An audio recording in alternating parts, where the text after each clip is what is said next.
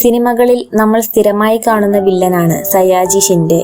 എന്നാൽ ക്യാമറയ്ക്ക് പുറത്ത് ആയിരക്കണക്കിന് മരങ്ങൾ നട്ടുപിടിപ്പിക്കുന്ന മറ്റൊരു സയാജി ഷിൻഡെയാണ് ഇന്ന് നമ്മൾ പരിചയപ്പെടുന്നത്. തന്റെ ജീവിതത്തിലെ ഏറ്റവും വലിയ സപ്പോർട്ടായിരുന്ന അമ്മയുടെ വിയോഗം അദ്ദേഹത്തെ വല്ലാതെ തളർത്തിയിരുന്നു.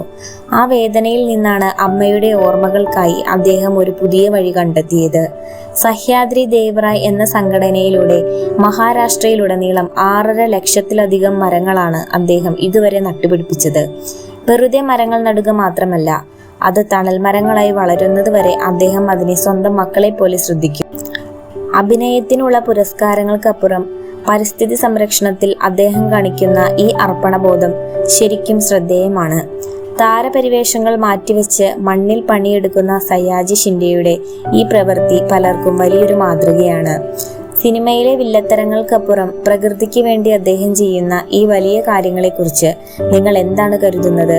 നിങ്ങളുടെ അഭിപ്രായങ്ങൾ താഴെ കമന്റ് ചെയ്യാൻ മറക്കരുത്.